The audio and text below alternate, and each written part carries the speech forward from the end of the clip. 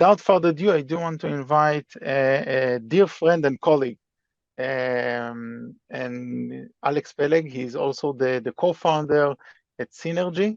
He has more than 20 years of cybersecurity experience and more than 30 years of experience in gaming.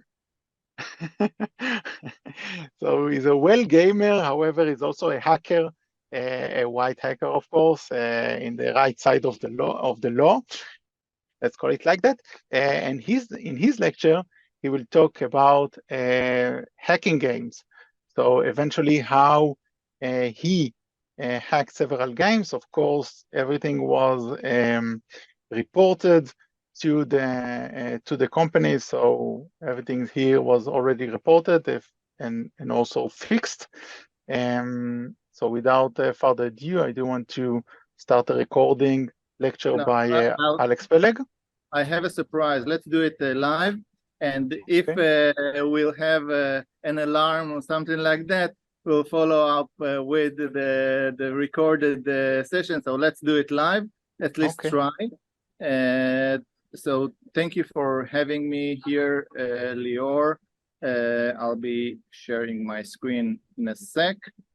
And just let me know when you see it. And yes, we can see your screen. Great. So welcome to Application Security Virtual Meetups, here with my host, Lior Mazor. Thank you so much, Abraham, for your great presentation. As someone that co-founded a pen testing company before, I can assure everyone that have listened to Abraham's presentation that it was sharp on. So thank you for these amazing knowledge share, super important. As Lior just presented me, my name is Alex Peleg. My handle at gaming is Red Devil. I'm the product manager at the cybersecurity company called Cynergy. And I'm also an ethical hacker. You'll see that the ethical hacking is something that came in the last 20 years, but before that, I was not so ethical because at least my hacking career started when I was really young. So I'm an old person. You can understand it based on my bald hair. I'm a Dota 2 gamer. You can see my stats. I played thousands of hours. Don't tell it to my wife. I'm a cybersecurity enthusiast. I worked for many gaming companies, some of the top gaming companies in the world. I had the privilege and the opportunity to support their application security program from the beginning, initiating the cybersecurity program, securing some of the most played games in the world. And again, got lucky, and during this time I learned a lot about hacking games and what you can do in order to protect games from hacking. And I want to tell you a story about actually game hacking, where it started. Game hacking started even before the internet. So what you see here in the picture is the BBS, the first way to communicate normally in the internet. But even before that, prior to that, there were games on black and green screens. And these games came on floppy drives. You don't remember them. So I forgot my t-shirt where floppy disk talk with the USB drive. But basically, it was, and the code was coming as a batch file. What does it mean when a code is coming in a batch file? First of all, it means that you can edit the code. But second is that you can basically share the code freely within the community. And in those old days, I was an admin in an MIRC room where these types of games were shared. and I had the opportunity to have many games in my computer, but the problem was that many of the games were not working. They had bugs that even disabled them from normal operation. So even before we started hacking games, we were fixing games in order for them to work. So the coding experience of games started from fixing games rather than breaking them. After we fixed enough games, we started thinking of, okay, I have a Lemmings game. By the way, Lemmings was a game that was introduced in 1991. It was, most of you were not born during that time. And okay, if I can edit or I can fix or patch the game, it's called game modding. Maybe I can change the score inside the game because, okay, I'm playing, it's not yet social gaming. The games were not yet shared between people, and there was no high score, but I had family and I had a little brother with whom I had a constant fight over Lemmings and who gets the higher score and get the better level. So I started modifying the game so that I will have a higher score and I will pass some levels that I got stuck in. So this was one of my first experiences in modifying and altering games. And it was super easy because this is the way the code looked like. Every pixel had a description. You can edit pixels on the pixel level. You can write and edit values wherever you want. And basically, everything is super simple because you control the code of the application, of the game. Now, over time, games became more and more complex.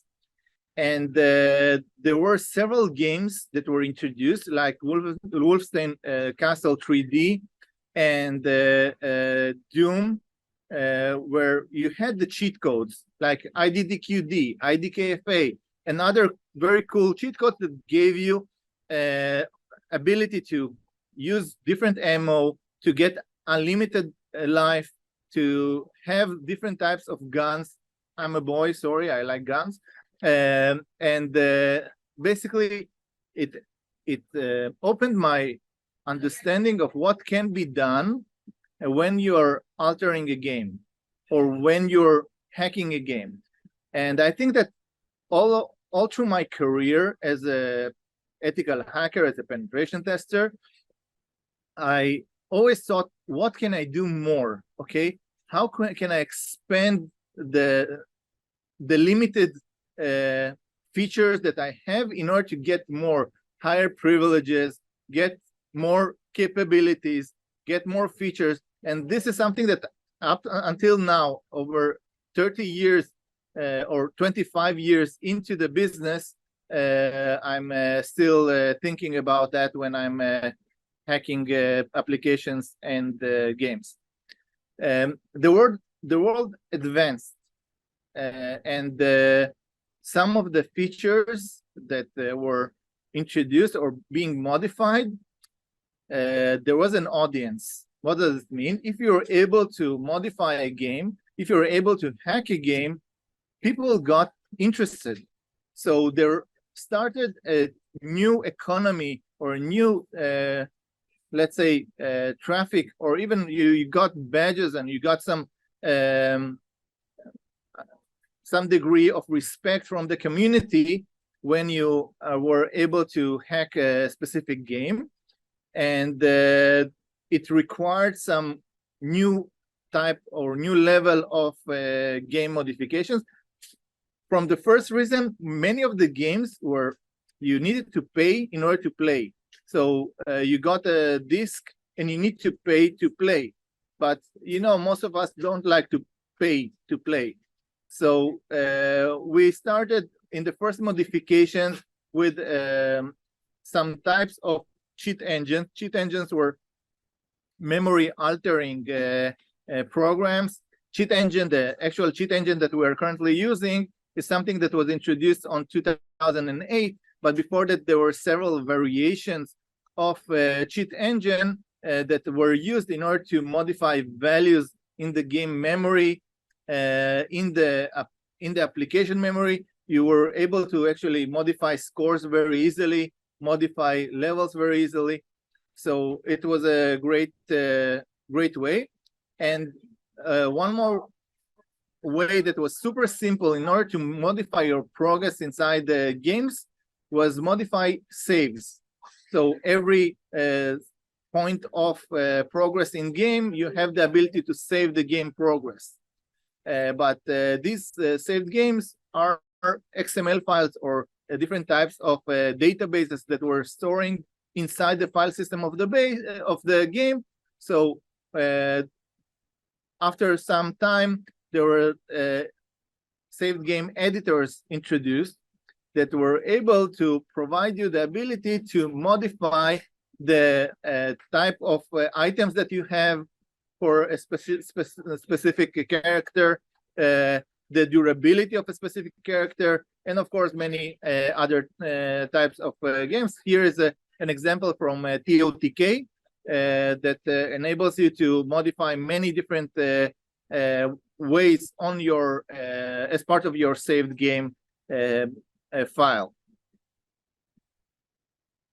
So I told you that in order to open some of the games and in order to play them, you were needed to do some modifications on the executable files.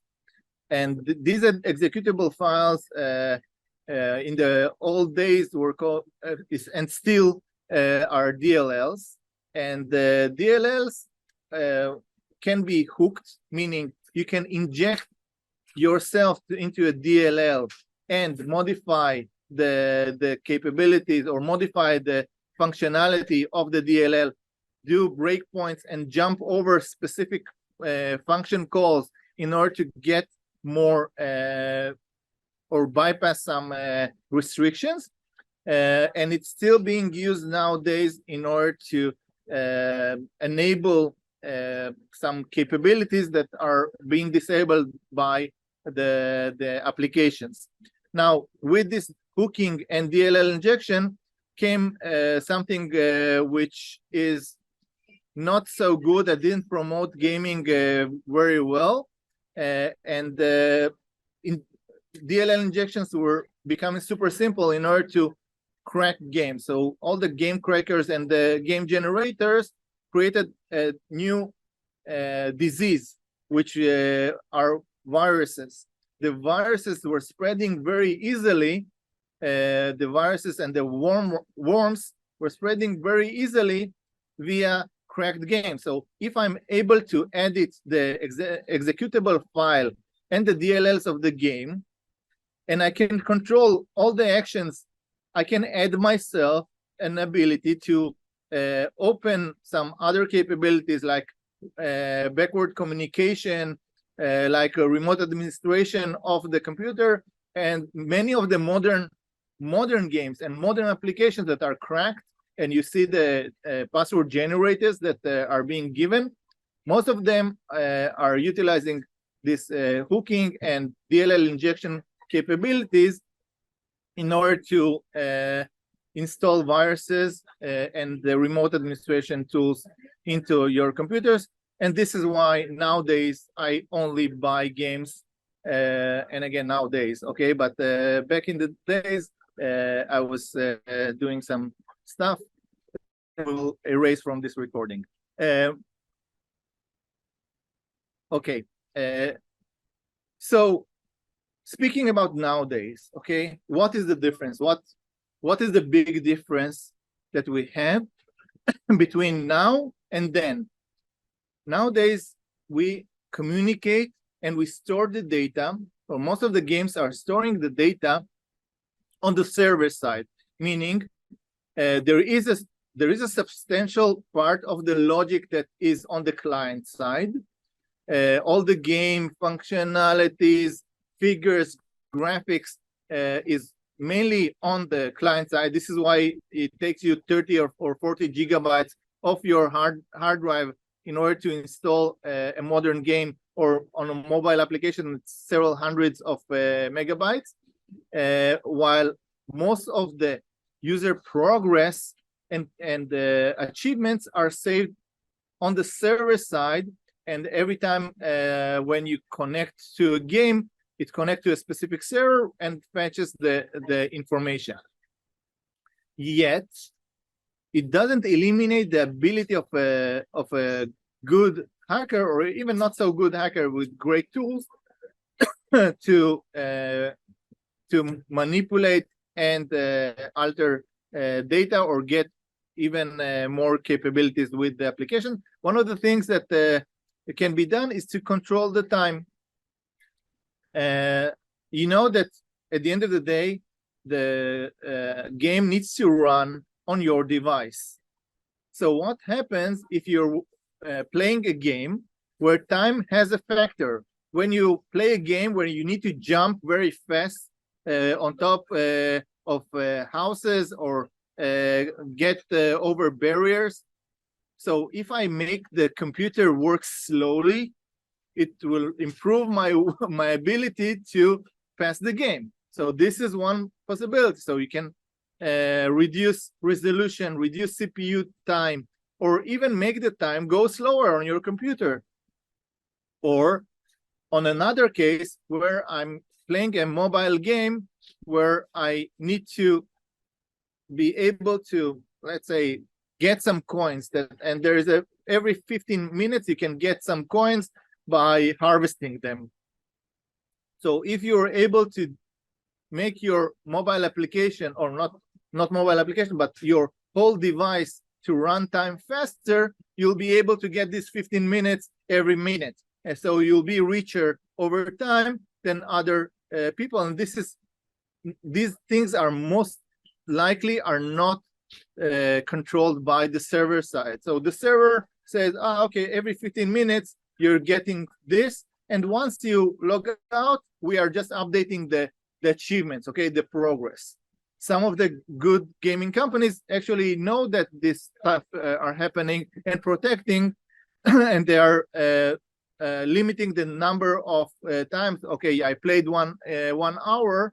I know that he played 1 hour, so during this 1 hour, I'm able to get only 4 times these coins, because every 15 minutes I can harvest. But many applications do not take it as something that they need to process and and break, so you can still do that. Still hooking. So if you remember DLL hooking and other stuff, other parts of hooking, these are still happening, but now hooking is it's a main way to modify games.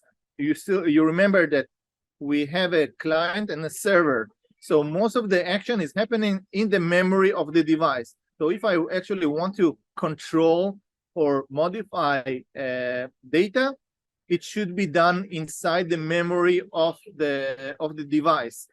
By the way, most of the applications, most of the modern day applications are not protecting properly the memory of the device once the application is running. Since they think that, okay, the application is running, I cannot do too many alterations in the application, but good hackers know how to alter the memory and reverse engineer it to understand exactly what they want to get, and they are getting these bypasses. Session hijacking. So Abraham mentioned in the previous session about the IDOR, indirect references. So in this case, there is an indirect reference of an application that calls for that defines that I'm user 18. What happens if I modify my user to user number 1? What may be happening? So here you see the burp suite proxy, and once the ID is modified to 1, I'm getting the admin privileges. It still happens in many games where the definition of the user is being done based on a sequential ID, and not based on a GUID or a UUID. Every time that a game is using a specific ID number that a hacker can guess, then most of the hackers will use this ID in order to get profit. I have a great story for you where in a marketplace, when you need to buy coins, you were able to define a specific bundle and pay for $2 and get X 10 times more than the amount of points that you should have got, basically just by modifying the GUID that defines the bundle name after the server call was made. So it leads us to something that is very important in games nowadays. And one of the main differences, so if you remember back in the days, most of the games were pay to play. So I needed to pay in order to be able to play them. And this led to hooking and cracking of games.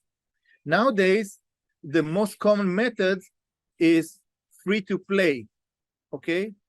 And free to play and in-game purchases. What does it mean? Most of the great games nowadays, Fortnite, Dota, and many other games, give you the ability to play without paying anything extra. So how the gaming companies actually gain the money, you know, gaming companies are super rich.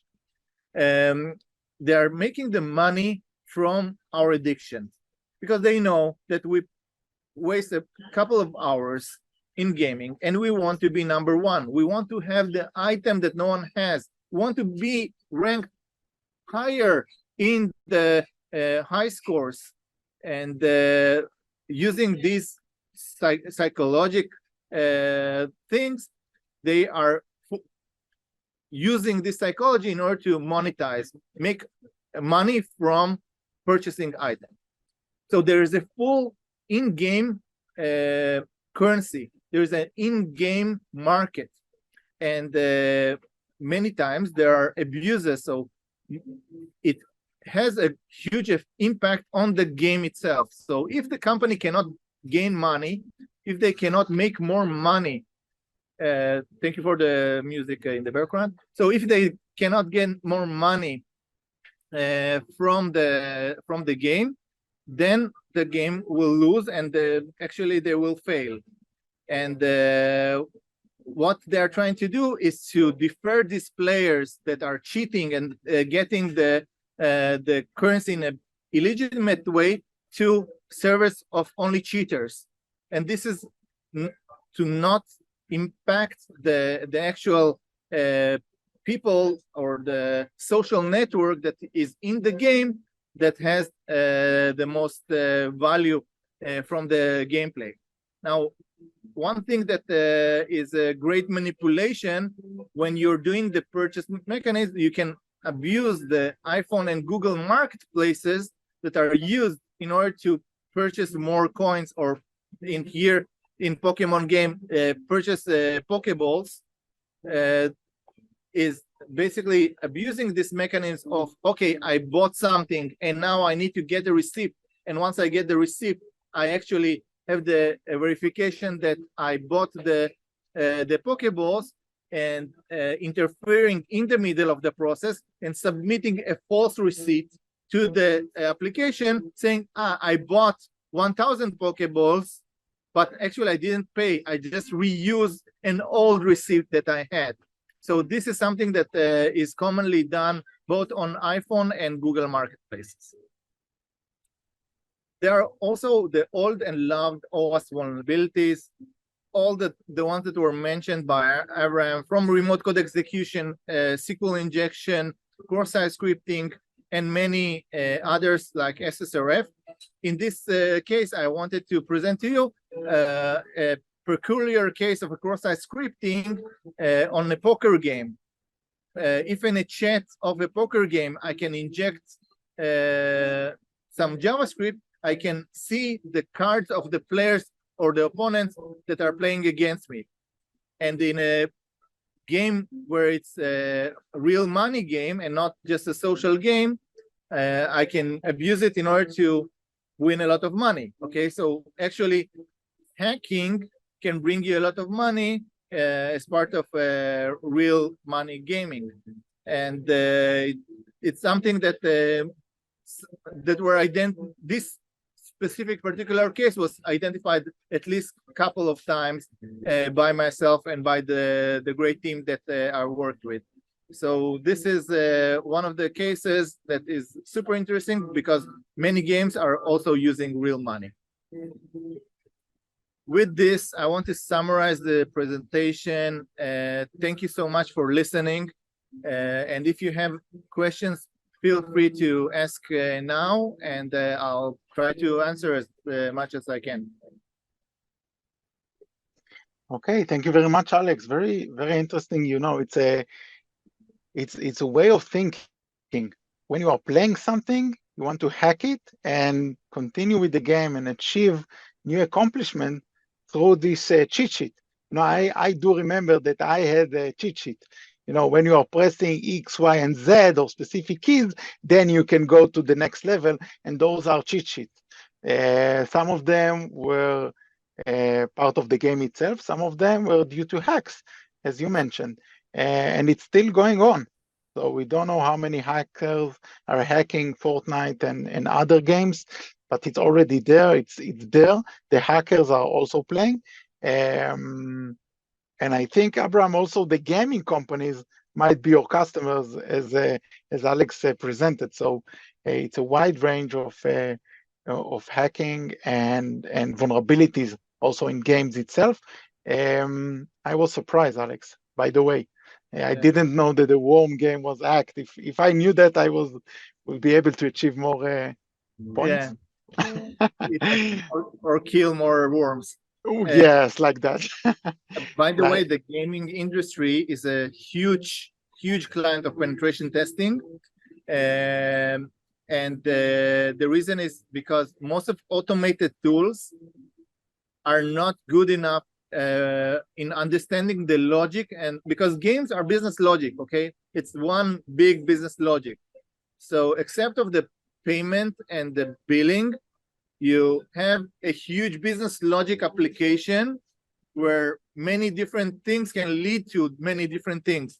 And there is no actual way to test all of these combinations. It's a good question for combinatorics lessons, but there is no real way to test all the variation. And by the way, even now when they're doing penetration tests on games, since you cannot cover everything, most of the stuff are for the edge cases and edge case testing, which is very similar to QA, but you cannot cover all the options, so you need to stick with the several options that may have the highest potential of damage, because covering all the possible entry points is most likely impossible, because someone from level 2 may not get something that someone from level 15 got, but now I need to have a user in level 15 in order to test the scenario.